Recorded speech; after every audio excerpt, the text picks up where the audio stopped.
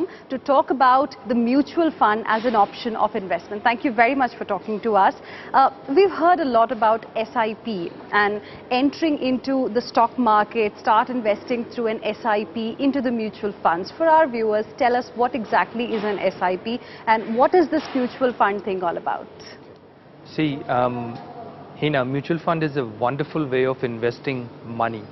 It gives you an opportunity to invest into multiple assets through a professional fund management organization. Now, mutual funds can be investing your money into equities, it can be investing your money into fixed income products, it can be investing your money into money market products. So there are multiple options that you can explore with mutual funds.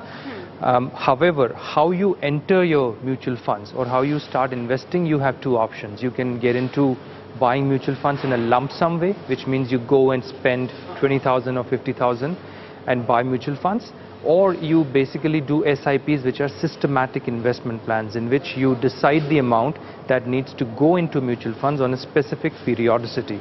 You know, specific intervals. It could be once a week, it could be once a month, it could be once every 2 weeks.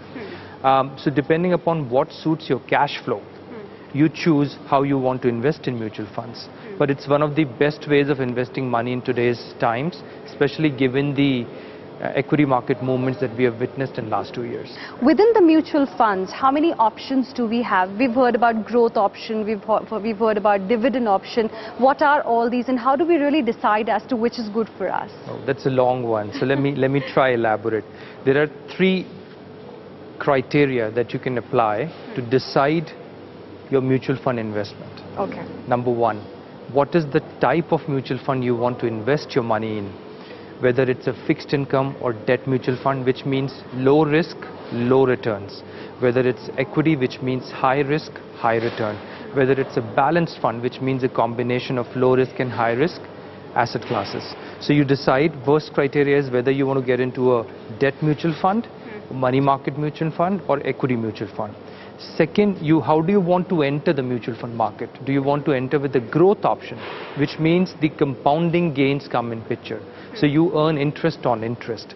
Or the dividend payout option, which means if the assets which are earning dividends, which are part of the mutual fund, if they're earning dividends for you, then those dividends are coming back to you in a monetary form. It's called dividend payout option. Okay. So the second criteria is mutual funds in a growth option or mutual funds in a dividend payout option.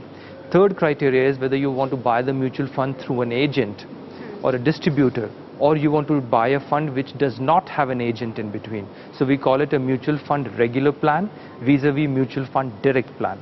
So it depends upon whether you want to have a better enhanced returns which comes in a direct plan compared to a regular plan which has commission models attached to it, or it depends whether you want to have a high risk or a low risk, or whether you want to have the gains of compounding or you want the convenience of dividends which creates the convenience of cash flow. So 3 or 4 criteria need to be applied before you decide how to start investing in mutual funds. There are certain subjective parameters that need to be considered when you make your decision, right? And some of the parameters you can understand, but there are certain parameters for which you need an expert advice to decide whether to have it in your portfolio or not. So a professional, an advisor is something that is needed. Absolutely, absolutely. But in general, if you pick up a fund which has been there for 5+ years and has been 4 or 5-star rated, okay, and has a decent AUM, which is the asset size, then you can pick that fund. We've also heard a lot about ETF these days. I mean, you know, there is a lot of buzz around ETF money. Tell us what exactly is that? What are the benefits? What are its features? ETF is exchange traded fund, right? One needs to understand the difference between active investing and passive investing. Okay. Active investing is about a person choosing your investment to beat the index. His target is simple. He has to beat the performance that index has given, right? Passive investing is we don't want to bother about index. We just want to follow what index is doing. For example, Nifty as an index has been rising, let's say, at 16% CAGR in last 15 years. For example, I don't want to spend any time choosing a fund, 5-star, 4-star, 3-star. I just want to follow index. Okay. So for people who want to follow passive investing rules, ETFs are the best options. What they do is, whatever stocks make up your index, ETF, they buy the stocks in the same proportion as in the index. So ETFs have their own fund managers, they manage, they follow index.